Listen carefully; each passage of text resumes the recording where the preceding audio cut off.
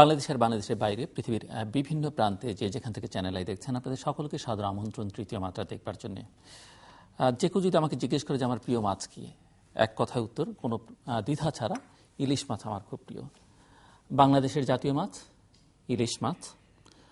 আমাদের প্রতিবেশী রাষ্ট্র ভারতের বাংলা ভাষাভাষী মানুষ এবং মৎস্যপ্রেমীদের সবার কাছে ইলিশ অত্যন্ত প্রিয় মাছ।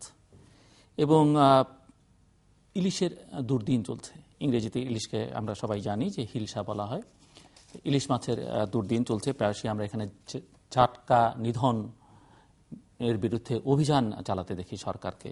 এবং ঝাটকা সবাই জানি যে ইলিশের যে পোনা বা ছোট রূপ, সেটি বাজারে হরহামেশা পাওয়া যায়। ইলিশের স্বাদও এখন অনেক কমে যাচ্ছে। মাঝে মধ্যে পদ্মার ইলিশ বা অন্য বড় নদীতে পাওয়া ইলিশের কথা কেউ কেউ হয়তো বলেন, মাঝে মধ্যে সেগুলো স্বাদ পাওয়া যায়, কিন্তু অধিকাংশ সময় পাওয়া যায় না।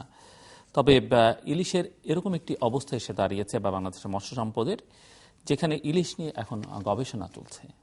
এবং এই গবেষণা আবার করছে বাংলাদেশের একটি শীর্ষস্থানীয় থিঙ্ক ট্যাঙ্ক অর্গানাইজেশন পিপিআরসি। সম্প্রতি তারা ইলিশ এবং বাংলাদেশের মৎস্য সম্পদ নিয়ে গবেষণা করেছে। মূলত ওই গবেষণা ধরে ইলিশ এবং মৎস্য সম্পদ নিয়ে আমরা আজকে আলোচনা করবার চেষ্টা করব। এবং আলোচনা করবার জন্য আমার আজকের যারা অতিথি, চলুন তাদের সঙ্গে পরিচিত হই। আমার বায়ে বসা আছেন পিপিআরসির কর্ণধার, তত্ত্বাবধায়ক সরকারের প্রাক্তন উপদেষ্টা, দেশের একজন শীর্ষস্থানীয় অর্থনীতিবিদ এবং এক্সিকিউটিভ চেয়ারম্যান ও team leader hilsa livelihood studies, যে স্টাডির কথা আমি বললাম, তার এক্সিকিউটিভ চেয়ারম্যান এবং টিম লিডার আমার বায়ে বসা আছেন। আমার ডানে রয়েছেন বাংলাদেশ সরকারের ডিপার্টমেন্ট অফ ফিশারিজের ডিরেক্টর জেনারেল সৈয়দ আরিফ আজাদ। এবং তারপরে একেবারে টেবিলের ডান প্রান্তে রয়েছেন মীনা গুপ্তা। মীনা গুপ্তা ভারত সরকারের পরিবেশ ও বন মন্ত্রণালয়ের সাবেক সচিব এবং কোচিয়ার IUCN এর project advisory committee on ecosystem on life. স্বাগত আপনার তিনজনকে স্টুডিওতে। ডক্টর হোসেন জিল্লুর রহমান, আপনাকে দিয়ে শুরু করি যে ইলিশ নিয়ে গবেষণা। এর আগেও আপনি অর্থনীতিবিদ, অর্থনীতি নিয়ে আমরা আলোচনা করি বা ডেমোক্রেসি নিয়ে আলোচনা করি। এর বাইরে চট্টগ্রাম নিয়ে আপনার সঙ্গে এই অনুষ্ঠানে আমরা কথা বলেছি যে অনেক ভিন্ন ভিন্ন বিষয় নিয়ে কাজ করছেন এবং তার মধ্যে ইলিশ এখন সর্বশেষ যুক্ত হলো। কোন বিবেচনা থেকে এবং গবেষণাটা সম্পর্কে একটু ধারণা দেন আপনি শুরুতে। এটা তো একটা খুবই সুনির্দিষ্ট বিষয়, আপনি যেটা বললেন ইলিশ। কিন্তু আমরা গবেষণায় এসেছি কারণ এই সুনির্দিষ্ট বিষয়ের সাথে বেশ বড় কয়েকটি জাতীয় বিষয় জড়িত হয়েছে। একটা হচ্ছে পরিবেশ এবং জীববৈচিত্র্যের যে রক্ষার বিষয়টা, এটা একটা বিষয় কিন্তু এখানে আছে। আরেকটি হচ্ছে যে আমাদের একটা অন্যতম সম্পদ, মৎস্য সম্পদ, এটা ভবিষ্যতে আমাদের জাতীয় অর্থনীতিতে আরো বড় ধরনের ভূমিকা রাখার একটা প্রয়োজন দেখা দিবে। সেখানে এই ইলিশ এক ধরনের আমাদেরকে যেটাকে বলা হয় যে জেগে ওঠার জন্য একটা মেসেজ দিয়েছে। কারণ ইলিশ, আপনি যেটা বললেন, আমাদের শাশ্বত কাল থেকে একটু ভালো কিছু খেতে চাইলে ইলিশ খাচ্ছি, কিন্তু ধরেন বছর 20 ধরে আপনার ইলিশের যে উৎপাদন, এটার একটা ক্রমশ কমে যাচ্ছিল। এটা মূলত যেটা হয়েছে, ইলিশ আপনি জানেন যে অনেকটি মাছ যেটা সাগরে বিচরণ করে, কিন্তু বাচ্চা দেওয়ার জন্য এবং একটু বড় হওয়ার জন্য এটা আবার নদীতে চলে আসে। এই যে নদীতে চলে আসে, এটার যে মাইগ্রেটরি রুট, এটা কিন্তু এই মাছটার বেঁচে থাকার জন্য তো অত্যন্ত গুরুত্বপূর্ণ একটা বিষয়। এখানে জানেন যে আমরা এখন নদীর উপর নানা ধরনের স্থাপনা করছি, বিশেষ করে ফারাক্কা ব্যারেজ হলো, সেইটার ফলে মাইগ্রেটরি রুটটা একটু এফেক্টেড হলো। তো যার ফলে তারপরে আবার দেখা গেল যে আমাদের এটা অতিমাত্রা এটার শিকার করা হচ্ছে, আমাদের মানুষের আয় বেড়েছে, অনেকে এটা খেতে চাচ্ছে, চাহিদাও বেড়ে গেছে। আবার যন্ত্রচালিত নৌকা এসে গেছে, সহজে ধরার প্রবণতাটা এসে গেছে। সব মিলিয়ে 2003-এর দিকে সর্বনিম্ন পর্যায়ে চলে এসেছিল ইলিশের উৎপাদন। তখন অ্যাকচুয়ালি এই যে মানুষের চাহিদা, খেতে চাই, পাচ্ছি না। এবং এখানে আরেকটা কথা বলা দরকার যে আমি গবেষণা করতে গিয়ে যেটা খুব আশান্বিত হলাম, যে অনেক সময় আমরা বলি যে আমাদের বিজ্ঞানীরা কোথায়, আমাদের জাতীয় উন্নয়নের তাদের অবস্থান কোথায়। কৃষিতে যেমন আমাদের কৃষি বিজ্ঞানীরা একটা ভালো ভূমিকা রেখেছে, এই মৎস্য বিজ্ঞানীরাও কিন্তু একটা অত্যন্ত গুরুত্বপূর্ণ ভূমিকা রেখেছে। তারাই প্রথমে এই যে কমে যাচ্ছে, মাইগ্রেটরি রুট ইফেক্টেড আপনার নানা কারণে হয়েছে, তাদের মৎস্যের যে বিচরণ ক্ষেত্রগুলো এগুলো হয়েছে, আপনার ক্ষতিগ্রস্ত হয়েছে, এই বিষয়গুলো তারা ধাপে ধাপে গবেষণা করে তুলে ধরে নীতি নির্ধারকদেরকে বোঝাতে সক্ষম হয়েছে। এবং ফিশারিজ ডিপার্টমেন্টের মহাপরিচালক আছেন, তারা কিন্তু 2003-এ নানা ধরনের ধাক্কা খেয়ে সরকার কিন্তু ইয়েতে এগিয়ে আসে এবং তারা একটা বড় ধরনের পরিকল্পনা নেয়। উনি হয়তো এটা আরো ডিটেল বলতে পারেন। আমি যেটা মূলত বলবো যে আমাদের যেটা গবেষণা করার জন্য আকর্ষণ করেছিল, যে আমরা দেখতে পেলাম একটা বিপর্যয় ঘটেছে, সেই বিপর্যয়ে কিন্তু আবার জেগে উঠেছে বিভিন্ন মহল এবং তারা সেটাকে কাটিয়ে ওঠার জন্য কার্যকর কিছু পদক্ষেপ নিয়েছে। এটা ইনফ্যাক্ট 2003 থেকে এখন প্রায় 82% উৎপাদন বেড়ে গেছে 2003-এর পর, এখন 2003 থেকে, এই যে এক দশকের মধ্যেই, যেটা একটা ভালো। কিন্তু আমার ব্যক্তিগতভাবে, আপনি জানেন যে আমরা দারিদ্র্য নিয়ে অনেক গবেষণা করি, আমার আরেকটা উদ্দেশ্য ছিল, নদী করেছি, কিন্তু একটা উদ্দেশ্য ছিল যে ঠিক আছে ইলিশ নিয়ে তো কথা হচ্ছে ইত্যাদি, কিন্তু ইলিশ যারা ধরেন সেই ইলিশ মৎস্যজীবীদেরও আলোচনার মধ্যে আনা দরকার। কারণ তাদের যদি একটা না হয়, ইলিশের উৎপাদন বাড়লো কিন্তু তাদের অবস্থার যদি উন্নতি না হয়, তাহলে কিন্তু সার্বিক অবস্থার উন্নতি হলো না। আবার তাদের অবস্থার উন্নতি না হলে ইলিশের উৎপাদন, কারণ তারা তো ওই জাটকা ধরে কারা, মানে বাধ্য হয়ে ধরে। এইটা করতে গিয়ে আমরা এই গবেষণাটা করলাম, যে ইলিশে বুঝতে পারলাম যে ইলিশে এক ধরনের যে একটা সংকট দেখা দিয়েছিল, সেটা থেকে উঠে আসার একটা প্রাথমিক সফলতা এসছে, কিন্তু মৎস্যজীবীদের অবস্থা কোথায়? এইটা করতে গিয়ে কিন্তু আমার ব্যক্তিগতভাবে, আমি একজন গবেষক হিসেবে দেখলাম যে গ্রামীণ দারিদ্র্য নিয়ে আমরা অনেক গবেষণা করেছি, অনেক গোষ্ঠীকে কিন্তু আমরা নজরের মধ্যে আনতে পেরেছি। আপনি জানেন যে মঙ্গায় এখন মঙ্গার সেই প্রকোপটা নাই, তাদেরকেও কিন্তু আওতার মধ্যে আনা হয়েছে, অন্যান্য অনেক অঞ্চলের লোকজনকে আনা হয়েছে। কিন্তু এই মৎস্যজীবী, বিশেষ করে কোস্টাল এলাকায়, এদেরকে কিন্তু এখনো জাতীয় পর্যায়ের নীতি চিন্তার মধ্যে একটা বড় ধরনের গ্রামীণ দরিদ্রদের অংশ এটা আনতে পারেনি। এবং আমরা গবেষণা করে দেখলাম এদের যখন আয়ের মাত্রা কেমন, দেখলাম যে আসলে এদের তো চরম দরিদ্র মানুষ, এবং এদের উপর যে ওই একটা, যখন একটা নির্দিষ্ট সময়ে মাছ ধরা বন্ধ থাকে তখন যে দুর্দশার বিষয়টা, সেখানে সরকার কিছু সহায়তা নিয়ে এসছেন বটে, কিন্তু তাদের বিষয়টাও সার্বিকভাবে আবারও সামনে নিয়ে আসা দরকার।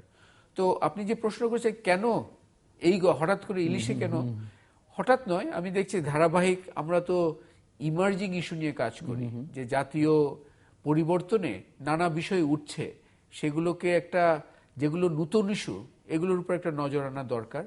এবং শুধু একমাত্রিক চিন্তা না করে, একটা হচ্ছে মৎস্যটা, মৎস্যজীবীটা, এবং এদের যে বিচরণ ক্ষেত্র, পরিবেশ, এবং এই যে জীব বৈচিত্র্য, এবং সার্বিকভাবে এখন জানেন যে বঙ্গোপসাগরের যে ম্যারিটাইম বাউন্ডারিজ, এগুলো ঠিকঠাক হয়েছে, আমরা নীল অর্থনীতির কথা বলছি, ব্লু ইকোনমির কথা বলছি, সব মিলিয়ে এই গবেষণার সূত্র ধরে আমার মনে হচ্ছে অনেকগুলো বিষয়ে আমরা কিছু দিক নির্দেশনা তৈরির একটা সুযোগ হয়েছে। তো আমি এই পর্যায়ে এতটুকুই বলি যে আসলে ওই জন্যই করেছিলাম যে ইলিশ নিয়ে গবেষণা সবাই নিঃসন্দেহে উৎসাহিত হবে, কিন্তু প্রেক্ষাপটটা আপনার কাছ থেকে একটু শোনার জন্য প্রশ্নটা করা। মিস্টার সৈয়দ আরিফ আজাদ, আপনি একটু বলবেন যে আমরা এমনিতে জানি যে জাতিসংঘের খাদ্য এবং কৃষি সংস্থার প্রতিবেদন অনুযায়ী মিঠা পানির মাছ উৎপাদনে বাংলাদেশের অবস্থান বিশ্বে এখন চতুর্থ, এবং আমাদের প্রাণীজ আমিষের আমরা 57% সেখান থেকে মিট করি। তো ইলিশের অবস্থাটা সরকার কিভাবে দেখছে, এবং সেখানে আমরা বেসরকারি সংগঠন তো গবেষণা করছে, জাটকা সংরক্ষণ, এখানে সরকারের বেশ কিছু সাফল্য আছে দেখছি, ইলিশ বেড়েছে, উনি উল্লেখও করেছেন। ধন্যবাদ। আমি হিমায়িত মাছ রপ্তানি নিয়ে বেড়েছে বাংলাদেশে, বাড়ছে। আমি আলোচনার সূত্রপাত করার আগে আমি সদ্য হোসেন জিল্লুর রহমান স্যারকে আমি ধন্যবাদ জানাতে চাই যে তিনি জাতীয়ভাবে একজন বিশিষ্ট অর্থনীতিবিদ হিসেবেই শুধু নন, একজন গবেষক এবং পরিকল্পনাকারী হিসেবে তার যে অবস্থান এবং তার যে আত্মশক্তি, এটাকে আমাদের এই জাতীয় সম্পদের পিছনে যদি কিছুটা হলে আমরা কাজে লাগাতে পারি, তাহলে এই সম্পদ নিঃসন্দেহে বিকশিত হবে। এবং আমি সাধুবাদ জানাই আমার শ্রদ্ধেয় ডক্টর হোসেন জিল্লুর রহমান এবং তার টিম যারা কাজটা করেছেন। আমি প্রথমেই তাদেরকে আন্তরিকভাবে আমি ধন্যবাদ জানাচ্ছি, কারণ এটা জাতির পাওনা, এটা জাতি উপকৃত হবে। ইলিশ কেন, এই উত্তর এবং সরকার কিভাবে এটাকে দেখছে, শ্রদ্ধেয় হোসেন জিল্লুর রহমান কিন্তু একটা বলেছেন যে বাংলাদেশ আপনার দৈনন্দিন জীবনে আমরা যখনই চিন্তা করি যে আমার আজকের দিনটা কি খাবো, কি পড়বো, কোথায় যাব, এই বিষয়গুলো আমরা প্রতিদিনই চিন্তা করি। এবং খাবারের বিষয়টা যখনই চিন্তা করি, আমার বাড়িতে যদি অতিথি আসে, আমি প্রথমেই চিন্তা করি যে আমাকে আজকে একটা ইলিশ মাছ জোগাড় করতে হবে। এবং আমার পয়লা বৈশাখ তো ইলিশ মাছ ছাড়া হয় না। আমার দিদি বলতে পারবেন যে ভারতে জামাই ষষ্ঠীতে তো ইলিশ তো লাগবেই। কাজে ইলিশ তো বাঙালির মানে জীবনযাপনের একটা অবিচ্ছেদ্য অংশ আসলে। আমরা যারা সরকারের বিভিন্ন অঙ্গে কাজ করছি, সরকার হচ্ছে কি একটা সহায়ক শক্তি। সরকার কিন্তু নিজে সব কাজ করে না, সরকার অনেক ক্ষেত্রে পথ নির্দেশ করে এবং দায়িত্বটা গ্রহণ করে। জাতির পক্ষে অনেক দায়িত্ব অর্পণ করা হয় এবং এটাও একটা বড় ধরনের জাতীয় দায়িত্ব।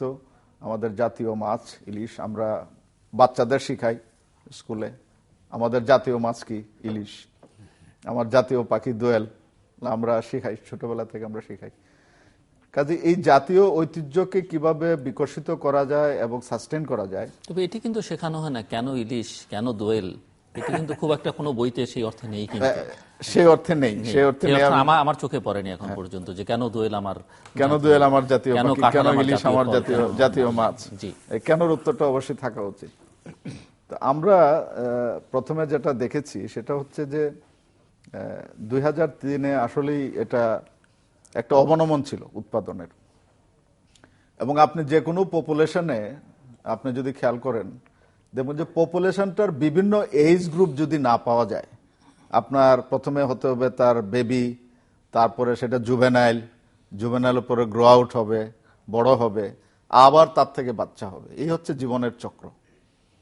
তো দেখা যাচ্ছে যে আপনি শুধু বাচ্চা পাচ্ছেন, সে বাচ্চাটা বড় হচ্ছে না, আমরা ধরে ফেলছি, তাহলে কিন্তু সেই পপুলেশনটা সাস্টেন হয় না।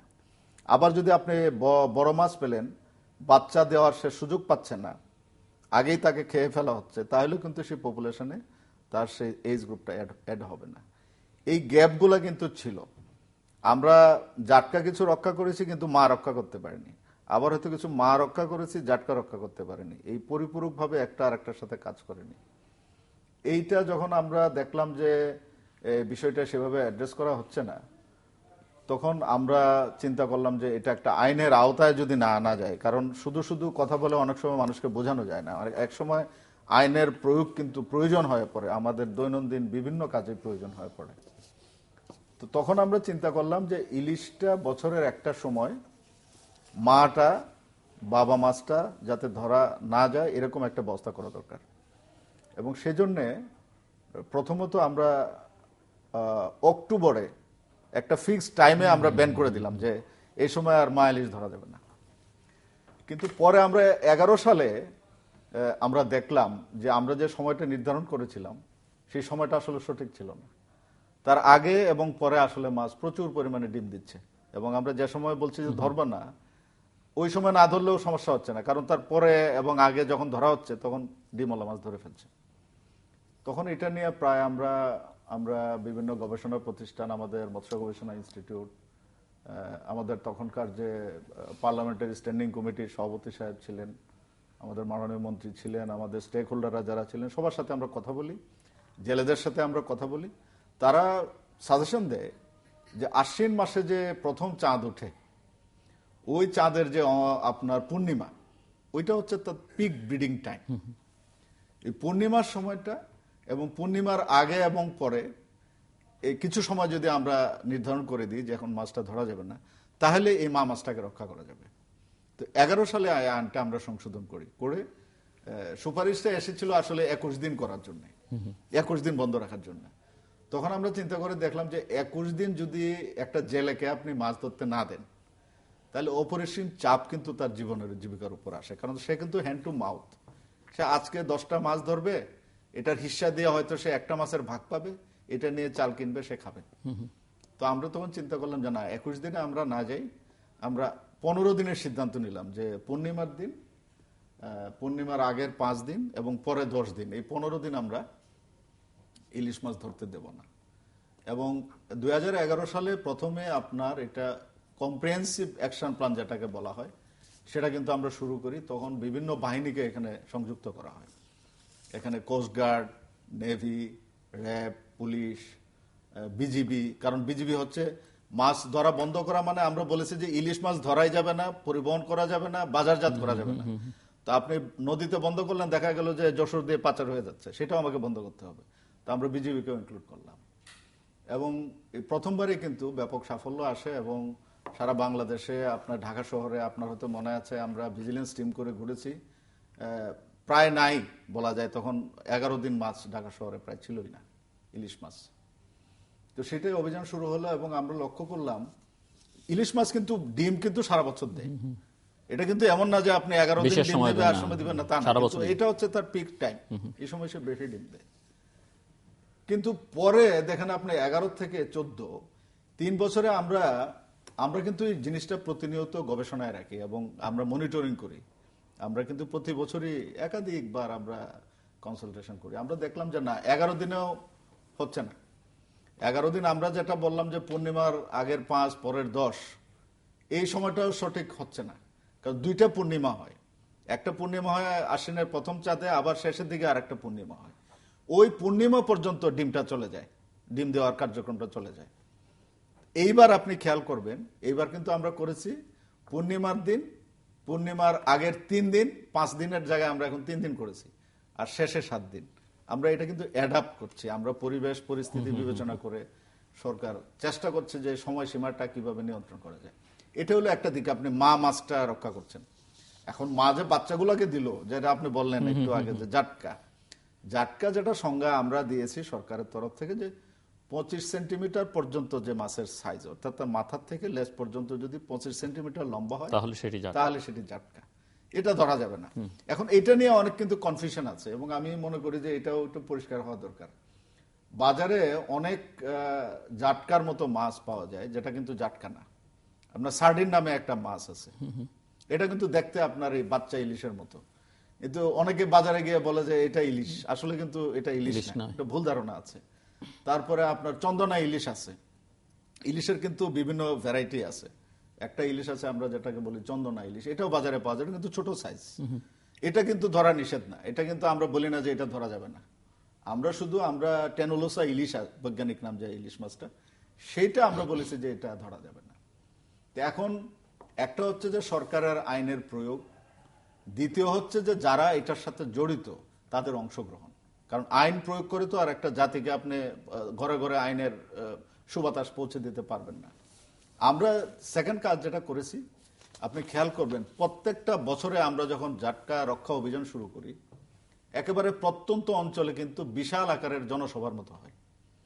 আমরা পায়রা নদীর পাড়ে করেছি, আমরা বরগুনাতে করেছি, আমরা বরিশালে করেছি, আমরা ভোলায় করেছি, আমরা চাঁদপুরে করেছি। বড় বড় ইলিশ জোন কোনোটাই কিন্তু বাদ নাই।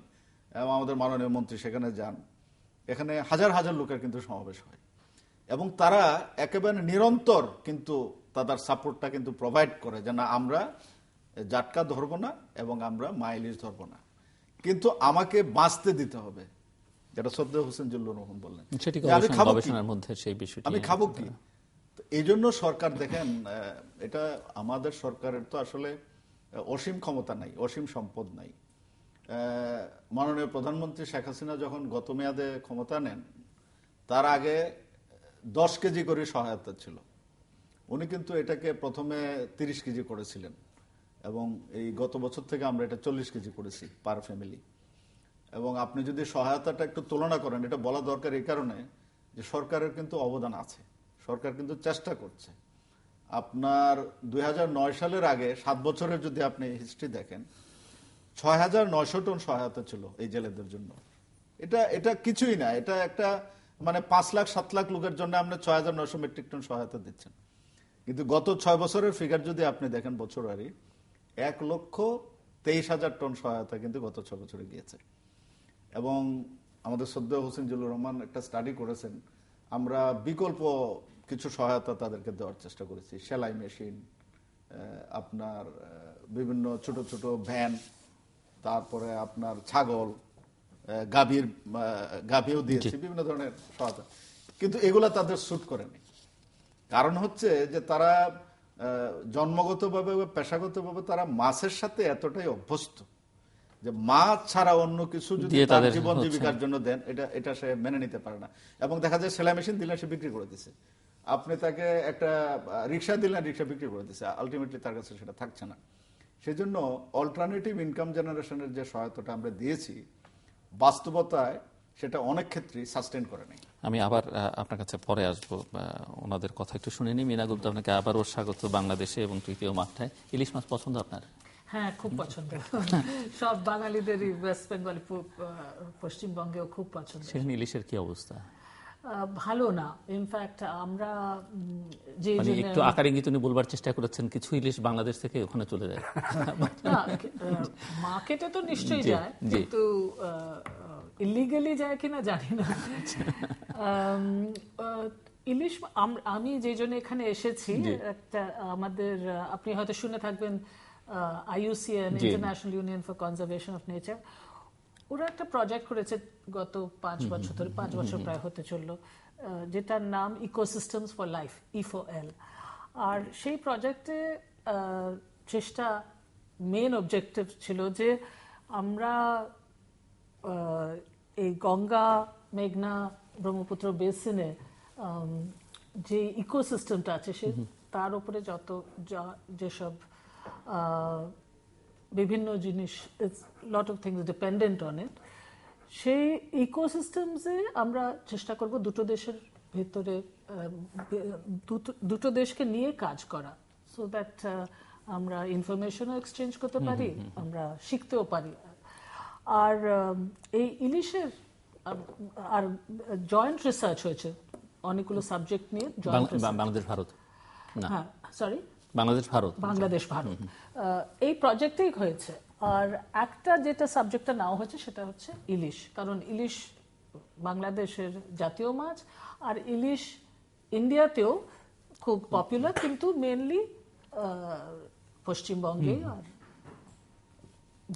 বলছে বাংলা ভাষাভাষীদের মধ্যে। তো ইলিশ নিয়ে, বিকজ ওটা খুব it's a very important fish, or ecologically important, পুরো রিভার সিস্টেমটাও ভালো থাকবে। তো সেই জয়েন্ট রিসার্চে আমরা অনেক কিছু, আমরা দেখেছি অনেক কিছু শেখার আছে বাংলাদেশ থেকে। বাংলাদেশ অনেক জিনিস করেছে যেটা আমাদের ওয়েস্ট বেঙ্গলে করলে, ওয়েস্ট বেঙ্গলে, ইন্ডিয়াতে বলবো না, ওয়েস্ট বেঙ্গলে করলে ইলিশ মাছ বোথ ইনক্রিজ করবে আর ক্যাচও বাড়বে। তো ফর ইনস্টেন্স, যেগুলো এর আগে যা কথা হয়েছে, যে ইলিশ মাছ ব্যানটা এখানে আরম্ভ হয়েছে 2003 থেকে, 2003 থেকে। ইন্ডিয়াতে কোনো ব্যান ছিল না, পশ্চিমবঙ্গেও কোনো ব্যান ছিল না, কিন্তু এই জয়েন্ট রিসার্চ আর ইন্টারঅ্যাকশনের পরে, এক্সচেঞ্জ অফ ভিউজ সব করার পরে, ইনফ্যাক্ট ওই প্রজেক্টের আন্ডারে এখান থেকে মৎস্যজীবীদের ওখানে নিয়ে গিয়ে কথা বলা হয়েছে, ওখান থেকে মৎস্যজীবীদের এখানে নিয়ে এসে কথা বলা হয়েছে। তো অনেক কিছু জানা গেছে। আর খুব ইন্টারেস্টিংলি 2013-তে ওয়েস্ট বেঙ্গল গভর্নমেন্ট একটা ব্যান ইন্ট্রোডিউস করেছে, কিন্তু ওটা জাস্ট 1 বছর হয়েছে। আর ব্যান শুধু করলে তো হবে না, অনেক কিছু করতে হবে। যেরকম এখানে বাংলাদেশে ভালনারেবল গ্রুপ ফিডিং এর চাল দেওয়া হচ্ছে, অন্য বিভিন্ন অল্টারনেট অকুপেশন করা হচ্ছে, সেইটা এখনো সিগনিফিকেন্টলি কিছু হয়নি। জাল তো দেওয়া হয় না, আর অন্য অকুপেশনে ট্রেনিং দেওয়া বা করা খুব কম। তো আমাদের ভারতবর্ষে এখন অনেক শিখতে হবে, শেখার আছে এই পার্টিকুলার এরিয়াতে। আর আমরা এই এই প্রজেক্ট একটা অপরচুনিটি দিয়েছে। এটা না হলে হয়তো আমরা মানে জানতাম, হয়তো একাডেমিক্যালি জানতাম, কিন্তু অ্যাকচুয়াল এক্সপিরিয়েন্স হতো না, এসে কথা বলা, রিসার্চ করা। বাংলাদেশের রিসার্চাররা আমাদের ইন্ডিয়াতে এসে দেখেছে, ইন্ডিয়ার রিসার্চাররা এখানে এসে দেখেছে। সো অনেক শিখতে পেরেছি। ইলিশটা একটা অফকোর্স একটা সাবজেক্ট, অনেক অন্য অন্য সাবজেক্টের উপরেও রিসার্চ করা হয়েছে। আর মানে এর সঙ্গে যে ইলিশ উৎপাদনের সঙ্গে ইলিশের সঙ্গে পরিবেশের সম্পর্কটা একটু আলোচনা, ফার্স্ট অফ অল যেটি ডক্টর হোসেন জিল্লুর উল্লেখ করেছিলেন। বিকজ জলটা mix of water, of fresh water and salt water, ওটা ঠিক হতে হবে, এনাফ জল হতে হবে। ফারাক্কা ব্যারাজ, আবার একটা জিনিস যেটা হয়েছে, ফারাক্কা ব্যারাজ হওয়ার আগে ইলিশ ডিম পাড়তে অনেক দূর চলে যেত, আগ্রা পর্যন্ত নাকি যেত, তো right up to the Jamuna. তো কিন্তু মানে আমরা যেটাকে যমুনা বলি, তো কিন্তু এখন ব্যারাজ হওয়ার পরে ওখানেই স্যাংচুরি হয়ে গেছে, ওখানেই নার্সারি হয়েছে। সেটাও ওয়েস্ট বেঙ্গল গভর্নমেন্ট 2013-তে প্রোটেকশন ডিক্লেয়ার করেছে, আর অনেকগুলো স্যাংচুরিজ প্রোটেক্ট করার জন্য ব্যানও করেছে। তো ইনফ্যাক্ট যদি মাছগুলো যদি যেতে পারতো ব্যারাজ পেরিয়ে, তাহলে আরো হয়তো ইনল্যান্ড যেত, আরো অনেক উপরে যেত। সেটাও রিসার্চে বেরিয়েছে যে ফিশ ল্যাডার্স করা হয়েছিল, কিন্তু ঠিক মানে অ্যাপ্রোপ্রিয়েট না, এই ইলিশ মাছের জন্য অ্যাপ্রোপ্রিয়েট না। তো তার উপরেও আরো গবেষণা দরকার, যাতে আরো ইনল্যান্ড গেলে আরেকটু বেশি প্রোটেক্টেড হবে বোধহয়, ইলিশের উৎপাদন বাড়বে। আরো শুনবো আপনার কথা। ডক্টর হোসেন জিল্লুর রহমান, একটু আপনি বলেন যে আপনাদের ফাইন্ডিংস গুলো কি? না, আমাদের ফাইন্ডিংস গুলো একটা তো হচ্ছে যে আমরা এই যে একটা উদ্যোগ নেওয়ার ফলে একটা ছিল যে সংকট হয়েছে, সেই জিনিসটা বৈজ্ঞানিকভাবে প্রতিষ্ঠিত হলো, তার ফলশ্রুতিতে প্রশাসনিক একটা উদ্যোগ আসলো, এবং সেই উদ্যোগটা ওই ডিজি সাহেব যেটা বলছিলেন যে খুব অ্যাডাপটিভ, মানে কি মাঠে দিলে কোনটা কাজ করে সেটা পরীক্ষা নিরীক্ষা করে অনবরত অ্যাডজাস্ট করে করে আগানো ইত্যাদি করার ফলে আমাদের গবেষণা অন্যতম একটা বিষয় হচ্ছে যে এই উদ্যোগটা, এবং এই উদ্যোগটা একমাত্রিক ছিল না, এখানে কিছুটা ফিজিক্যাল বিষয় ছিল, কিছুটা হচ্ছে যে যেটাকে বলি আমরা আজকাল পরিবেশ রক্ষার বিষয়টা, শুধু একসময় একটা ধারণা ছিল যে পরিবেশ রক্ষা মানে কাউকে বারণ করতে হবে কিছুতে, মানে বিরত রাখতে হবে, কিন্তু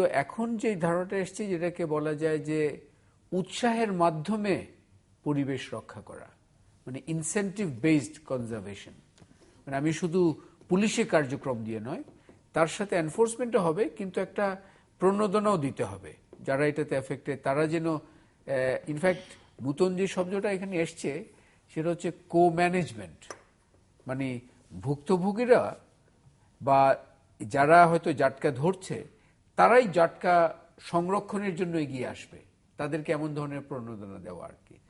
তো মিলে এই পরিবেশ রক্ষার যে ধারণাগত উত্তরণগুলো, এগুলো কিন্তু একটা ভালো, এই যে ইনসেন্টিভ বেসড একটা পরিবেশ রক্ষার যে উদ্যোগ, এটা একটা নতুন ধারণা হিসেবে ভালো করে এসছে, এবং এটা এখনো চলমান।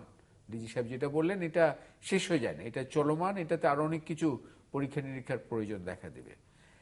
আরেকটা বিষয় আমরা বিশেষ করে যেটা দেখলাম যে এই যে মৎস্যজীবীরা, এখানে কিন্তু মৎস্যজীবী যখন বলি একটা গ্রুপ আছে, মানে আমরা যাদের উপর বেসিক্যালি গবেষণা, তারা হচ্ছে যে প্রথাগত মৎস্যজীবী। এরা কিন্তু উনি যেটা বললেন এদেরকে অন্য কিছু দিলে ওখানে যেতে চায় না, ওরা মাছ ধরাতেই থাকতে চায়,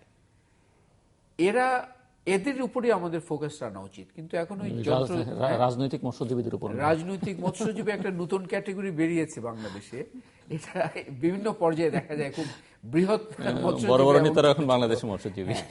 তো এরা হচ্ছে আসল মৎস্যজীবী আর কি। তো আসল মৎস্যজীবীরা এক ধরনের একটা অবহেলিত প্রান্তিক জনগোষ্ঠী, এটা আমাদের একটা বড় ধরনের উপলব্ধি হয়েছে। আমি নিজে একজন সরকারের যে সহযোগিতার কথা বলছিলেন সেটি কি পায়?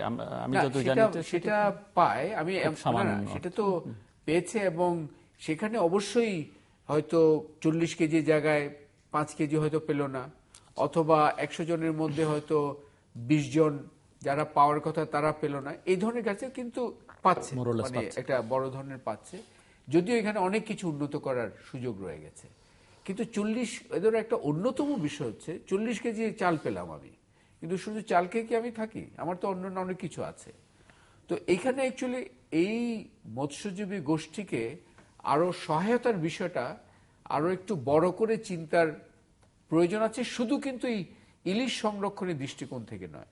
কারণ এই মুহূর্তে আমরা ওটাতেও অ্যাকচুয়ালি জড়িত ছিলাম কিছুটা। এই যে জাতীয় নিরাপত্তা জাল কর্মসূচি একটা হচ্ছে, ন্যাশনাল সোশ্যাল প্রোটেকশন স্ট্র্যাটেজি, এটা হচ্ছে এই ধরনের প্রান্তিক গোষ্ঠী, দরিদ্র গোষ্ঠী, এদের জন্য সহায়তার একটা কর্মসূচি। তো ইলিশ যে মৎস্যজীবী, এদেরকেও কিন্তু এটাতে নিয়ে আসা দরকার, এবং সেখানে শুধু ওই সংরক্ষণের প্রয়োজনে নয়, তাদের দারিদ্র অবস্থাকে মাথায় রেখেই তাদেরকে শুধু চাল নয়, তাদেরকে অ্যাকচুয়ালি ইমিডিয়েটলি আমি ডিজি সাহেবদের অনুরোধ করেছি, সরকারের অন্যান্য সংস্থা তাদেরকেও এবং আমাদের যারা উন্নয়ন সহযোগী তাদেরও বলবো যে ইমিডিয়েটলি তাদের একটা যেটাকে বলা যায় একটা টাকায় একটা ক্যাশ সাপ্লিমেন্ট এই চালের পাশাপাশি খুবই প্রয়োজন। এটা একটা বিষয়। আর আরেকটা বিষয় হচ্ছে যে দাদন বলে একটা বিষয় আছে, খুবই পরিচিত শব্দ, আমি জানি না পশ্চিমবঙ্গের শব্দটা কি। দাদন এটা হচ্ছে সেই পুরানো যে মহাজনী একটা বিষয় আর কি, কিন্তু এখানে মহাজনরা হচ্ছে আবার এরও এই মৎস্য যে বাজারজাতকরণের সাথে কিন্তু জড়িত। এই যে আড়তদার এবং বড় বড় ব্যবসায়ীরা, তারাও কিন্তু এই যে টাকা দেওয়ার বিষয়টা, এই মৎস্যজীবীদের ভাগ্যটা কিছুটা এই দাদন চক্রের মধ্যে কিন্তু ঘুরপাক খাচ্ছে। আমি হয়তো ওরা হয়তো ইনকাম করলো, কিন্তু সেই ইনকামটা উনি যেটা বললেন, হয়তো আমি উৎপাদন বেড়েছে 10 গুণ বেড়ে গেছে, কিন্তু তার থেকে ইনকাম হিসাবে আমি কতটুকু রাখতে পারছি এই দাদন চক্র থেকে। এবং তার নিজের, আমরা যেমন দেখেছি তার কয়জনের অ্যাকচুয়ালি নিজের নৌকা আছে, কয়জনের নিজের জাল আছে, ওখানে বৃহৎ একটা সংখ্যা আছে যাদের নাই। ওই যে ব্যাংকিং খাত থেকে বা ব্যাংকিং খাত, এনজিও গুলো থেকে কোনো আর্থিক সহায়তা, মানে এনজিও খাত মোটামুটি এখানে অনুপস্থিত এদের কাছে। এনজিও খাত কিছুটা হয়তো করে, কিন্তু এমন নয়। আমরা মোটামুটি দেখলাম এরা অলমোস্ট পুরোটাই, আমাদের এক্সাক্ট ফিগার 75% ওই দাদন চক্রের উপরেই কিন্তু নির্ভরশীল।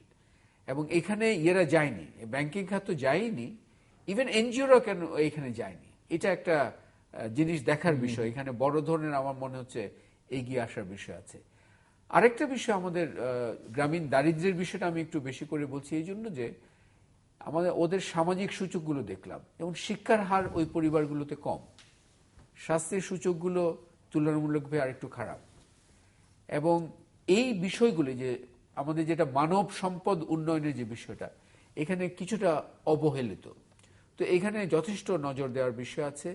এবং বাধ্য হয়ে ইনফ্যাক্ট 27% আমাদের যে জেলেদের উপর আমরা জরিপটা করি, 27% যদিও জানে যে এটা সরাসরি একটা রিপোর্টে বের হবে, তারা কিন্তু নির্দ্বিধায় বলে দিয়েছে যে আমাদের কোনো উপায় নেই, আমাদের জাটকা ধরতেই হবে, কারণ আমরা না খেয়ে মরবো, মানে বাধ্য হয়ে বলে ফেলেছে। তো এখানে বড় ধরনের একটা নজর দেওয়ার বিষয় আছে যে প্রান্তিক একটা গোষ্ঠী আছে। কিন্তু ওই যেটা বললাম, ওই যে রাজনৈতিক মৎস্যজীবী যেমন আছে, কিন্তু এই যে যন্ত্রচালিত নৌকা অনেক এসছে কিন্তু। এবং আমি যদি পশ্চিমবঙ্গের গবেষণা দেখলাম, সেখানে এটা আরো বড় সমস্যা।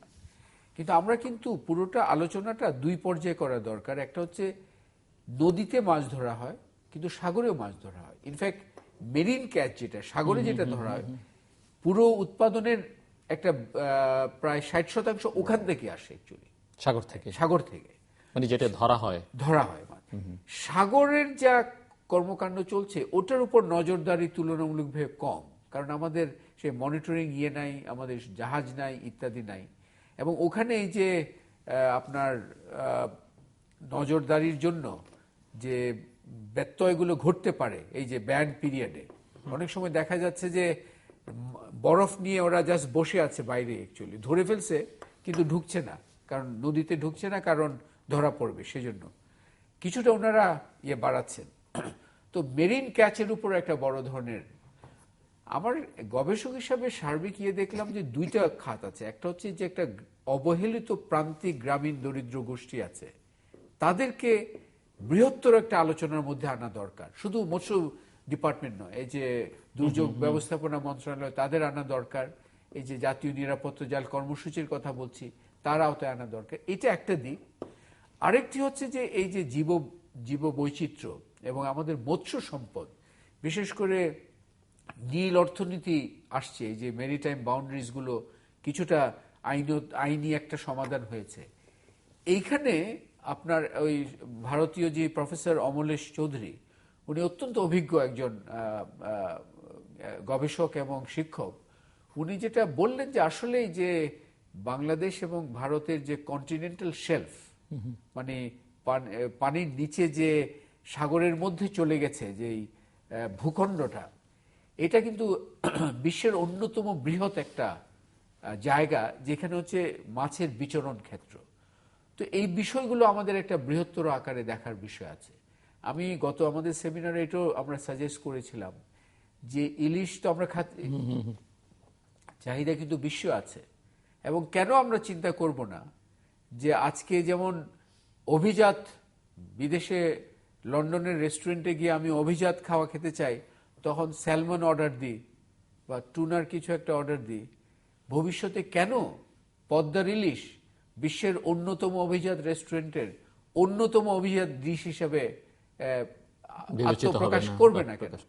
কিন্তু এটা করতে গেলে আমাদের অনেকগুলো কাজ করার বিষয় আছে, ব্র্যান্ডিং করার বিষয় আছে, এবং এগুলো করার জন্য অর্থের প্রয়োজন আছে। আমরা একটা প্রস্তাবও করেছি যে একটা কনজারভেশন ফান্ড করা দরকার।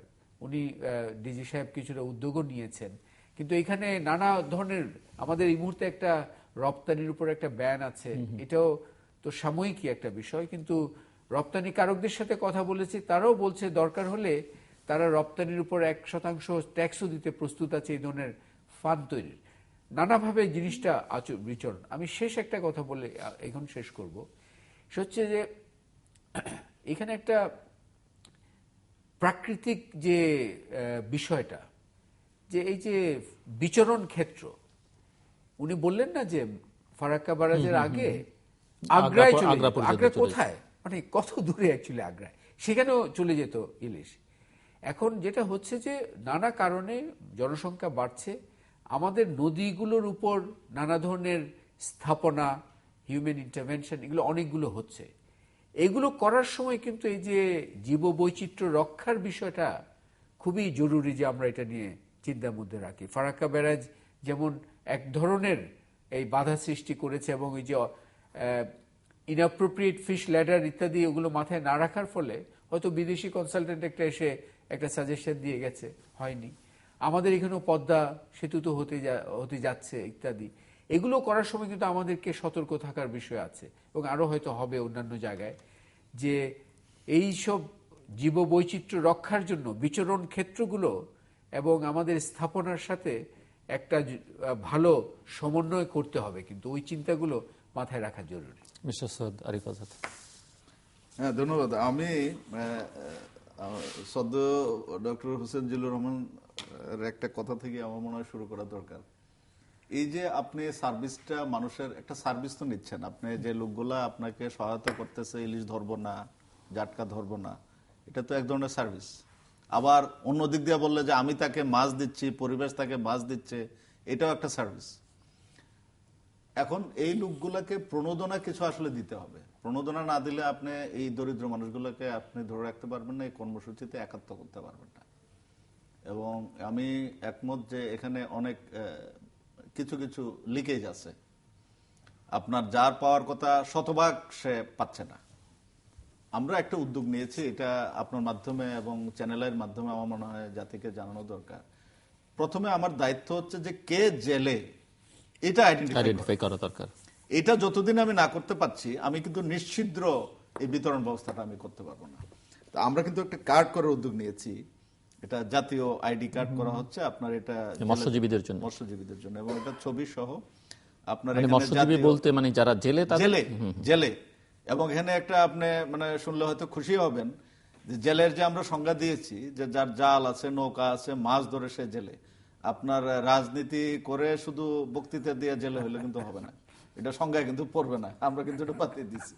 এখন যারা জেলে, সত্যিকার অর্থে যারা জেলে, তাদেরকেই সরকার এই কার্ডটা দিচ্ছে এবং এটা নির্মোহভাবে আমরা দিচ্ছি, একেবারে সম্পূর্ণ আনবায়াসড আমরা কাজটা করার চেষ্টা করছি। এখন এই কাজটা যখন আমরা শেষ করতে পারবো, আশা করি যে 2015 সালের মধ্যে আমরা 11 লক্ষের মতো, আজ পর্যন্ত যে হিসাব আমার কাছে আছে, প্রায় 11 লক্ষ জেলে আমরা রেজিস্ট্রেশন করেছি এবং তারা ডাটাবেস ভুক্ত হয়েছে। এবং আমার মানে সব মাছ সারা বাংলাদেশে, মানে ইলিশ না, সব ধরনের জেলে, কারণ আমরা কার্ড যখন দিব সব ধরনের জেলেকে আমরা দেব। এবং আমরা পরিকল্পনা আছে যে এই অর্থ বছর শেষ হওয়ার আগেই 6 লক্ষের মতো এরকম কার্ড আমরা বিতরণ করব এবং 2015 সালের মধ্যে আমরা আশা করছি যে কার্ড বিতরণটা আমরা কমপ্লিট করব। এটা যখন আমরা করতে পারবো তখন এই সহায়তাটা আমরা আশা করি যে শতভাগ হয়তো নিশ্চিত করা যাবে। আরেকটা কাজ যেটা আমরা করার চেষ্টা করছি সেটা হচ্ছে যে এই 40 কেজিতেও হচ্ছে না। একটা 5 জনের ফ্যামিলি তো আসলে আপনার তার ডেইলি মেনটেন্যান্সের জন্য আপনার অন্তত 2 কেজি চাল তো দরকার। 2 কেজি চাল হলে 30 দুগুণে 60 কেজি চালের দরকার। তো আমরা চেষ্টা করছি, যেটি ডক্টর হোসেন রহমান বললেন, শুধু চাল খেয়ে তো মানুষ চাল খেয়েও চলবে না, তার চালের সাথে আপনার একটু ভর্তা হলেও তার লাগবে, আলু ভর্তা হলেও দরকার। তো আমরা আগামী অর্থ বছরে আশা করছি যে এটা 50 কেজি করা যায় কিনা, এটা আমরা জোর প্রচেষ্টা করছি। আর একটা জিনিস যেটা আলোচনায় এসছে যে এই যে দাদন চক্র, আপনি যতদিন না এই দাদন চক্রের ভিতর থেকে এই লোকগুলারে বের করে আনতে পারবেন, ততদিন পর্যন্ত আসলে এই যে দরিদ্রের দুষ্ট চক্র থেকে তাদের বের করা যাবে না। এবং খুবই আশ্চর্যের বিষয় হচ্ছে যে এখানে ব্যাংক নাই, এখানে এনজিও নাই, এবং সরকার তো আসলে সরকার সরাসরি ডিপার্টমেন্টগুলো তো আর ঋণ দেয় না, আর আমাদের সেই ধরনের ফ্যাসিলিটিও একেবারেই সীমিত। আমরা যেটা চেষ্টা করছি, বিভিন্ন দাতা সংস্থা আমাদের বিভিন্নভাবে সহায়তা করেন। ইউএসএআইডি আমাদের একটা প্রজেক্টে খুব সম্প্রতি কাজ শুরু করার জন্য তারা কমিটমেন্ট করেছেন। আমরা ওয়ার্ল্ড ফিশের সহায়তা এই প্রজেক্টটা বাস্তবায়ন করব। এখানে আমি এবং আমার সরকারের পক্ষ থেকে আমরা জোর দাবি জানিয়েছি যে একটা ব্লক অ্যালোকেশন আমরা রাখবো একটা সিড ক্যাপিটাল হিসেবে, যেখান থেকে আমরা এটার ইন্টারেস্ট বলেন বা এটার যে ইনকাম হবে সেটা দিয়ে পর্যায়ক্রমে এই জেলেদের আপনার যে তাদের যে ইনপুট, যেগুলো জাল অথবা নৌকা অথবা তার মেনটেনেন্সের যে বিষয়টা, এই খরচটা কিভাবে আস্তে আস্তে মেটানো যায় এবং কাভারেজটা বাড়ানো যায়। আমরা আশা করছি যে কয়েক কোটি টাকার একটা সিড ক্যাপিটাল এই প্রজেক্টের মাধ্যমে হয়তো আমরা করতে পারব। এটা গেল একটা দিক। আরেকটা দিক হচ্ছে যে এটা আসলে কেন্দ্রীয়ভাবে, এটা ডক্টর হোসেন জিল্লুর রহমান স্যার বললেন, কেন্দ্রীয়ভাবে কিন্তু এই জিনিসটাকে আলাদাভাবে দেখতে হবে। কারণ এই যে জেলে সম্প্রদায় যারা আপনার ইলিশ ধরে বা জাটকা ধরে, তারা কিন্তু দেশের সবচেয়ে দরিদ্র জনগোষ্ঠীর দরিদ্রতম অংশ, এবং তাদের কিন্তু আপনার আপস্ট্রিমে আসেন অনেক দরিদ্র মানুষ এনজিওর সহায়তা পায়। আপনার এমন লোকও আমি দেখেছি আমার চাকরি জীবনে, 5টা এনজিও থেকে ঋণ নিয়েছে, এক এনজিও থেকে ঋণ নিয়ে আরেক এনজিও ঋণ পরিশোধ করে, এরকম সুযোগ কিন্তু ইংল্যান্ডে আছে। ওইখানে কিন্তু সেই সুযোগ নাই। তো এই লোকটার কিভাবে তার জীবনটা যাপিত হবে? এই জন্য আমার মনে হয় যে আমাদের সোশ্যাল সেফটি নেটের যে প্রোগ্রামগুলো, এই জেলেদের জন্য একটা ফোকাস প্রোগ্রাম থাকা উচিত, যে তাদের কিভাবে কর্মসৃজনের মাধ্যমেই বলেন বা অন্য যেভাবেই বলেন, তাদেরকে কিভাবে একটা ফোকাল পয়েন্টে আনা যায়, এই বিষয়টা আমাদের কিন্তু খুব সিরিয়াসলি দেখা উচিত। আরেকটা হচ্ছে আপনি যেটা বললেন, এবং আমরা আলোচক আমাদের দিদিও যেটা বললেন, আমাদের পরিবেশের যে বিষয়টা, আপনি দেখেন ইলিশ এক সময় আপনার পদ্মায় আসতো, তখন কেন আসতো? শুধু যে চ্যানেল অ্যাভেলেবল ছিল সেটা কিন্তু কারণ না, এখানে অন্য আরো কারণ আছে। আপনার পানির যে দূষণ হচ্ছে, আজকে আপনার বুড়িগঙ্গার যে দূষণ, এই পানি তো ডাউনস্ট্রিমে যাচ্ছে। আপনি যখন চাঁদপুরের এখানে গিয়ে পানিটা মিশছে, আপনি সেখানে যদি আপনি স্যাম্পল কালেকশন করেন, এখানে দেখবেন যে অক্সিজেন নাই, এখানে দেখবেন যে আপনার ফাইটোপ্ল্যাঙ্কটন নাই। তো তার খাবারের যে উপাদান সেটা যদি পানিতে না থাকে, তার অক্সিজেন যদি পানিতে না থাকে, সে তো দেখবে যে এখানে আমার দম্ভ দিচ্ছে, আমি তো এই দিক দিয়ে যাবো না, আমি ঘুরে যাব। এখন পাশাপাশি কিন্তু আপনার একটা পরিবেশের উপযোগিতা, এইটা শুধু ইলিশের জন্য না, আপনার সার্বিক জীববৈচিত্র্যের জন্য এটা কিন্তু আমাদের খুবই ইম্পর্টেন্ট। এবং আমরা যেভাবে এই নদীগুলাকে দূষণ করছি, বিশেষ করে বিভিন্ন বলা হচ্ছে ট্যানারির কথা বলা হচ্ছে, অন্যান্য ইন্ডাস্ট্রিয়াল ওয়াস্টেজের কথা বলা হচ্ছে, এগুলা কিন্তু আমাদের এখনই সময়। এখন যদি আমরা এগুলা না চিন্তা করি তাহলে ভবিষ্যৎ প্রজন্মের কাছে কিন্তু আমাদের একসময় জবাব দিতে হবে যে আমাদের অতীত প্রজন্ম আমাদের রক্ষা করেনি। এবং মাইগ্রেটরি চ্যানেল যে চেঞ্জ হচ্ছে, এবার কিছু সুখের খবরও আছে, খুশির খবর আছে। এবার আমরা গড়াইতে ইলিশ পেয়েছি, যেটা গত বছর আমরা পাইনি। আমরা এবার ফেঞ্চুগঞ্জের আপে ইলিশ পেয়েছি। আমি শুনেছি যে মেঘালয়েও নাকি ইলিশ পাওয়া গেছে। আমাকে professor Wahab, professor from agriculture university, উনিও এই ইলিশের গবেষণায় জড়িত, উনি আমাকে বললেন যে মেঘালয়েও ইলিশ পাওয়া গেছে। এগুলো কিন্তু সুসংবাদ। এবং এই সুসংবাদটার কারণটা হচ্ছে যে মাইগ্রেটরি চ্যানেল যে দিক দিয়ে তার পরিবেশের উপযোগিতা আছে, তার যাওয়া সম্ভব, সেদিক দিয়ে সে কিন্তু মুভ করছে। এবং এটা কিন্তু আমাদের খুব সিরিয়াসলি দেখা উচিত। আমাদের যারা গবেষক, যারা বিভিন্ন উদ্যোক্তা এবং আমাদের সহায়ক শক্তি হিসেবে যারা আন্তর্জাতিক সংস্থা কাজ করছেন, আইইউসিএন খুব একটা ভালো কাজ করছে। তারা গত কয়েক বছর যাবত ইন্ডিয়া বাংলাদেশকে এক করার চেষ্টা করছে যে কিভাবে এই সম্পদটাকে জয়েন্টলি কিভাবে কাজ করা যায়, আমরাও সহায়তা করছি। এবং আপনি আরেকটা জিনিস একটু, আপনি যেটা আমাদের ডক্টর হোসেন জিল্লুর রহমান বললেন যে সাগরের যে মানুষের সাগরের উপরে নজরদারির কথা উনি বলেছেন, যে নজরদারি তো বটেই, সাগরের সম্পদ রক্ষার যে আমাদের যে থ্রাস্ট, যে প্রবণতা, এটা কিন্তু আমাদের নজরদারি খুব কম। কারণ আপনার একটা ইলিশ যেখানে বিচরণ করে, আপনি খবরের কাগজে নিশ্চয়ই দেখেছেন, এইবার শুটকি পল্লীগুলা খুব সরগরম। তার কারণ হচ্ছে কি, একটা কারণ হচ্ছে কি, আপনি যে এই যে 11 দিন একটা কনজারভেশন মেজার্স আপনি নিয়েছেন, আপনি তো শুধু ইলিশকে রক্ষা করেন নাই। আমি যখন বলেছি যে এটা সেঞ্চুরি, এখানে মাছ ধরবে না, তখন কোনো মাছে কিন্তু ধরা হয়। এবং এই 11 দিন কিন্তু নিরাপদে তারা কিন্তু ডিম ছেড়েছে, তাদের কিন্তু বংশবিস্তার হয়েছে। এবং দুবলার চরে আমরা কিছুদিন আগে আমাদের স্থায়ী কমিটির মাননীয় সভাপতি গিয়েছিলেন, সেখানে প্রায় 1 লক্ষের মতো, রাস মেলাতে 1 লক্ষের মতো জেলে এবং মানুষের সমাগম হয়েছিল।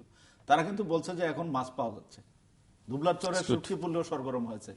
অর্থাৎ আপনি ইলিশকে রক্ষা করছেন, মানে সঙ্গে অন্য মাছ, আপনি পরিবেশকে কিন্তু রক্ষা করছেন। মিনা গুপ্তা, একটা জিনিস আমাদের একটু অদ্ভুত লাগছে, যে অদ্ভুত না বাট আশ্চর্য হচ্ছে সেটার পরে, যে 2003-এ ব্যানটা হয়েছে, 2003-এ বাংলাদেশে প্রথম। আর তারপরে অফকোর্স চেঞ্জেস হয়েছে, সেটা খুব ভালো জিনিস যে সিচুয়েশন দেখে চেঞ্জ করেছে। কিন্তু 2003 থেকে 2002-এ বোধহয় ব্যান হয়েছে না, ওই রকম 2003 থেকে ক্যাচ বাড়তে আরম্ভ করছে, স্টেডিলি বেড়ে চলেছে, মেরিন ক্যাচ, ইনল্যান্ড ক্যাচ। তো ইলিশ মাছ কম হওয়ার কারণ, বিভিন্ন কারণ আছে, শুধু একটা না যে ওভারফিশিং হচ্ছে। তো এইটা যে এখানে হয়েছে, এটা খুব, ইটস বেসড অন ফ্যাক্টস, তো ওয়ান কান্ট ডিসপিউট ইট। তো এটা খুব খুব অপটিমিস্টিক জিনিস। যদি ইন্ডিয়াতে জাস্ট ব্যানের উপরে ব্যান আর ঠিকভাবে ইমপ্লিমেন্টেশন অফ দ্য ব্যান করা যায়, তাহলে কি ইলিশের ক্যাচ বেড়ে যাবে, ইলিশের প্রোডাকশন, মানে মো ইলিশ ইন দ্য নদী, আর ক্যাচও বাড়বে কি, আমাদের সেটা দেখতে হবে, কারণ খুব রিসেন্টলি ব্যানটা করা হয়েছে। সেকেন্ড থিং, আর ইন্ডিয়া আর ভারতবর্ষ আর বাংলাদেশের ডিফারেন্স, যে আমাদের ওখানে শুধু ইলিশ ধরার জেলে নেই, সব অনেক রকম মাছ ধরে। আর কিছু কিছু লোক আছে যাদের 50%-এর বেশি ওরা ইলিশ ধরে, কিন্তু বেশিরভাগই ওর থেকে কম ধরে। আর ওদের অন্য অকুপেশন, ওরা অনেক কিছু করে, সেজন্য ওদের অন্য, এখানে বাংলাদেশে অন্য কিছু কাজ ওদের দেওয়াটা একটু মুশকিল, অন্য অকুপেশন দেওয়া, কিন্তু সেটা ইন্ডিয়াতে হয়তো অত মুশকিল হবে না। মুশকিল হবে অ্যাভেলেবিলিটি, ওটা আছে কিনা ওই রকম কাজ। কিন্তু ওদের নিজেদের কোনো আনউইলিংনেস নেই এটা অন্য কাজ করা। আর ওরা সারা বছরে অন্য অন্য কাজ, শুধু মাছ ধরে না, বিভিন্ন কাজ করে, তবে মেনলি মাছ ধরে। আমাদের, আমি যেটা বলেছিলাম প্রথমে, অনেক কিছু শেখার আছে বাংলাদেশ থেকে। এই ব্যান পিরিয়ডটাই আমাদের দেখতে হবে। আপনারা চেঞ্জ করেছেন ব্যান পিরিয়ডটা, কারণ যে সময়টা প্রথমে দিয়েছিলেন সেটা এফেক্টিভ হলো না। তো আমাদেরও সেটা দেখতে হবে যেটা এখন করা হয়েছে সেটা এফেক্টিভ কিনা। দ্বিতীয় কথা, আমাদের ইন্ডিয়াতে যেটা করা হয়নি আর খুব জরুরি করা, ইন্ডিয়াতে পশ্চিমবঙ্গে করা হয়নি, সেটা হচ্ছে কনজিউমার্সদের কোনো কনজিউমার অ্যাওয়ারনেস নেই। আর হোটেলে ইলিশের ফেস্টিভ্যাল হচ্ছে যখন ইলিশের ব্যান, সে ইলিশের ব্যান ওই 1 বছরই হয়েছে, তো লোক জানে না। কিন্তু এটা খুব একটা মুভমেন্ট করে লোকেদের জানাতে হবে যে এই সময় ইলিশ খাবেন না। লোকে যদি জানে, শুধু জেলেরা জানলে তো হবে না, ধরলেও এটা আরেকটি গুরুত্বপূর্ণ এটা খুবই জরুরি। আর এটা আমরা চাই যে আমরা পারসিউ করবো এরপরে। ডক্টর হোসেন জিল্লুর রহমান, শেষের দিকে আমরা, সো আপনি আলোচনাটা কনক্লুড করবেন। না, আমার মনে হচ্ছে যে সার্বিক বিষয়টা হচ্ছে এখানে কিছু সুনির্দিষ্ট বিষয় আছে, আবার কিছু বৃহত্তর বিষয়গুলো আছে, এবং 2 পর্যায়ে আমাদের নজর দেওয়া দরকার। উনি মীনাগুপ্ত যে শেষ কথাটা বললেন, এখানে কিন্তু বাংলাদেশ, আমরা এই গবেষণার মধ্যে একটা বিষয় ছিল যে সচেতনতা মৎস্যজীবীদের দরকার, সচেতনতা আমাদের যারা এনফোর্স করছেন তাদের দরকার, সচেতনতা ক্রেতাদেরও দরকার, মানে সাধারণ মানে যারা বিভিন্ন ভোক্তা। তো এই সচেতনতাই কিন্তু বেশ ভালো। আমাদের যে ডিজি সাহেব যেটা বললেন, আমরাও গবেষণা করে দেখলাম, ইভেন এদেরকেও জিজ্ঞাসা করেছিলাম যে মৎস্যজীবীদের জরিপের সময়, যে এই সচেতনার বিষয়টা কিভাবে তারা, কোত্থেকে তারা সচেতন হলেন। সেখানে দেখলাম আসলে ওই যে মাঠ পর্যায়ের কাজটা খুব গুরুত্বপূর্ণ। মানে এখান থেকে শুধু সার্কুলার ইস্যু করলে হবে না, জেলা প্রশাসন কিন্তু এটা স্যার অন করেছে। এক্স্যাক্টলি, ডিসিরা সাংঘাতিকভাবে কিন্তু তারা ইনভলভ হয়েছে। মাঠ পর্যায়ে মিটিং করা, মাঠ পর্যায়ে একটা উদ্বুদ্ধকরণ প্রচেষ্টা, এই মাঠ পর্যায়ের উদ্যোগ ছাড়া কিন্তু এটা সম্ভব না। এবং এটা হয়তো সার্বিক অর্থে বলা যায় যে আমাদের সার্বিক উন্নয়নও একটা বড় ধরনের ইস্যু, যে মাঠ পর্যায়ে, তৃণমূল পর্যায়ে যদি পুরো বিষয়টা নিয়ে না যাওয়া যায়, তাহলে হয়তো জাস্ট কেন্দ্র থেকে নির্দেশ দেয়া হচ্ছে, কিন্তু হবে না। তো আমি যেটা আশান্বিত যে এই বিষয়গুলো, মানে আমরা একটা সুনির্দিষ্ট বিষয় ধরে অনেকগুলো বিষয়ের মধ্যে ঢোকার সুযোগ হয়েছে, এবং ইনক্লুডিং আমরা যে প্রতিবেশীদের সাথে জ্ঞানের আদান প্রদান, ওনারা যেমন আমাদের এগুলো দেখে ওনারা অনুপ্রাণিত হয়ে ওনারাও চেষ্টা করছেন ওনাদের মতো করে অ্যাডাপ্ট করে করার চেষ্টা করা। প্লাস এই ইকোসিস্টেম তো আর ঠিক ওই বাউন্ডারির বিষয়টা নয় অ্যাকচুয়ালি। ওখানে ইকোসিস্টেমে নদী যেদিকে যাবে, সো একটা জয়েন্ট, এই যে যৌথ ব্যবস্থাপনার যে বিষয়গুলো, এগুলো কিন্তু খুবই একটা গুরুত্বপূর্ণ বিষয়। এবং আমাদের এই সূত্র ধরে ইলিশ, আজকে আমরা ইলিশ নিয়ে আলোচনা করছি, কিন্তু আমি মনে করি যে আলোচনাটা অর্থবহ হচ্ছে এই কারণে যে এই সূত্র ধরে আমরা বৃহত্তর কিছু এই সময়ের গুরুত্বপূর্ণ বিষয় নিয়ে এসেছি। নীল অর্থনীতির বিষয়টা এসছে, জীব বৈচিত্র্যের বিষয়টা এসছে, এবং প্রণোদনা ভিত্তিক এই যে কনজারভেশনের যে আইডিয়া, সেই বিষয়টা এসছে। এবং একমাত্রিক চিন্তা, শুধু উৎপাদন বাড়লে হবে না, উৎপাদকের ভাগ্যটা কি হচ্ছে সেটাও যেন সার্বিকভাবে নজরের মধ্যে আনি এগুলো। এবং একই সাথে বিশ্ব বাজারটাকে আমার মনে হয় মাথায় রাখা দরকার। আমি ওই যেটা বললাম, আমি নিউ ইয়র্ক, লন্ডনের টপ অভিজাত রেস্টুরেন্টে এক সময় অত্যন্ত আনন্দের সাথে অর্ডার দিতে যায় যে please bring me a plate of পদ্মার ইলিশ, এবং তারা খুব এবং পরে হয়তো একটা মোটা ধরনের বিলও ধরিয়ে দিবে, যেটা একটা দামি জিনিস, বিকজ আমাদের ওই দামটাও নেওয়া দরকার, কারণ এগুলো হাই ভ্যালু প্রোডাক্টস। কিন্তু ওখানে যেতে হলে আমাদের অনেকগুলো কাজ করার বিষয় আছে, এবং এগুলো কিন্তু আমি বিশেষ করে বাংলাদেশের জন্য ইলিশটা শুধু আবেগের বিষয় নয়, আমাদের যে পরিচিতির, যেমন একবার মেক্সিকোতে গিয়েছিলাম, ওই সুন্দরবনের রয়্যাল বেঙ্গল টাইগারের লোক, ওরা ভাবছে যে আমাদের আশেপাশে সব দিকে টাইগার ঘোরাফেরা করে, এই ধরনের একটা ভাব আছে আর কি। কিন্তু পরিচিতির বিষয়, একটা মানুষ ব্র্যান্ডিং এ এই ইলিশের, পদ্মার ইলিশের মানুষ, পদ্মার ইলিশের জায়গা, এইগুলো অ্যাকচুয়ালি আমাদের বাড়তি একটা ওই যে কান্ট্রি ইমেজ, সেখানেও ভূমিকা রাখে। সেখানেও আমাদের অনেকের বিভিন্ন উদ্যোগের মাধ্যমে নজর দেওয়া দরকার। আমি মনে করি গবেষণাটা করে আমার প্রথমে মনে হয়েছিল যে মানে এটাতে কি জড়িত হব, মানে কিন্তু হয়ে আমি খুবই খুশি হলাম যে অত্যন্ত সার্থক এবং অত্যন্ত ফলপ্রসূ অনেকগুলো বিষয় নিজেও একটু জ্ঞানটা বাড়লো, প্লাস মনে হলো যে একটা কাজের কাজ হয়েছে আর কি। আপনার অনুমতি আমি একটা মিনিট আমি শুধু নেব, সেটা হচ্ছে যে ওনারশিপের যে বিষয়টা, এই যে সরকারের যে প্রপাগান্ডা, যাদের জন্য কাজটা, তারা এটা নিজেদের সম্পদ হিসেবে গ্রহণ করছে কিনা, এটা কিন্তু ইতিমধ্যে ব্যাপক ইতিবাচক পরিবর্তন হয়েছে। আর আমাদের বিভিন্ন বাহিনী, আমাদের কোস্টগার্ড, আমাদের নেভি, পুলিশ, আপনার র্যাব সহ তারা যেভাবে ওন করেছেন, এবং জেলা প্রশাসকরা, আমাদের ভোলার ডিসি, লক্ষ্মীপুরের ডিসি, চাঁদপুরের ডিসি, আমি নিজে গিয়ে চাঁদপুরে দেখেছি, তারা নিজেরা আপনার নদীতে নেমেছে এবং অহরহ তারা অভিযানে, এই যে নিজের সম্পদ হিসেবে যে দখলটা, যেটা আমার সবাইকে মিলে রক্ষা করতে হবে, এটা এসছে। সাথে সাথে আমি আপনাকে বিশেষভাবে মোবারকবাদ জানাবো যে চ্যানেল আই সহ অন্যান্য মিডিয়া আপনার এই গত 11 দিনের ব্যানে যেভাবে প্রচার করেছে, এটা কিন্তু একটা ব্যাপক সহায়ক ভূমিকা পালন করেছে, এবং এটা আমি আপনার কাছে প্লিড করব যে এটা কন্টিনিউ করা দরকার।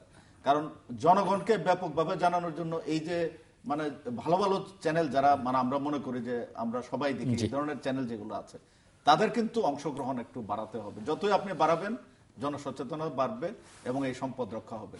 এটা আমি আপনার কাছে আমি আবেদন রাখবো, এটাকে আমাকে প্যাট্রোনাইজ করা। আপনি কিছু যোগ করতে চান এক লাইনে? দর্শক, আমরা অনুষ্ঠানের শেষ প্রান্তে তৃতীয়মাত্র সম্পর্কে আপনি লিখতে পারেন ডাকে, ইমেইল, SMS এর মাধ্যমে, ইন্টারনেট, আমাদের অফিসিয়াল ওয়েবসাইট অথবা সোশ্যাল নেটওয়ার্কগুলোতে যেসব পেজ রয়েছে সেসব পেজে আপনাদের মতামত রাখতে পারেন। আর আপনাদের মতামতই আমাদের অনুষ্ঠান তৃতীয় মাত্রা আপনি দেখতে পাবেন প্রতি বৃহস্পতিবার এবং শুক্রবার বাংলাদেশ আমার 2টোয়, বুধবার দুপুর 11:30 এবং শুক্রবার দুপুর 1:05 দেখবার আমন্ত্রণ রইল। মিনা গুপ্তা, সৈয়দ আরিফ আজাদ এবং ডক্টর হোসেন জিল্লুর রহমান, অসংখ্য ধন্যবাদ প্রতিদিনকে। দর্শক, যে কটি খাবার, কিছু কিছু খাবার আছে যার স্বাদ অনেকক্ষণ মুখে লেগে থাকে, তার মধ্যে মাছের মধ্যে ইলিশ অন্যতম। নিঃসন্দেহে ইলিশ নিয়ে আমরা কথা বলছিলাম। ইলিশ সংরক্ষণ, ইলিশ উৎপাদন কিভাবে বাড়ানো যায় সে বিষয় নিয়ে আমার অতিথি বৃন্দ কথা বলছিলেন। এর সঙ্গে পরিবেশের সম্পর্ক, সেটি নিয়ে আলোচনা এসছে। সমুদ্রের উপরে কিভাবে নজরদারি, কারণ ইলিশ আমরা শুনলাম যে নদীতে যেমন হয় সমুদ্রে হয়, এবং সমুদ্রে আসলে সিংহভাগটা হয়, কাজেই সেখানে নজরদারিটা বাড়ানো দরকার। ইলিশ উৎপাদনের সঙ্গে যারা যুক্ত যে জনগোষ্ঠী, অত্যন্ত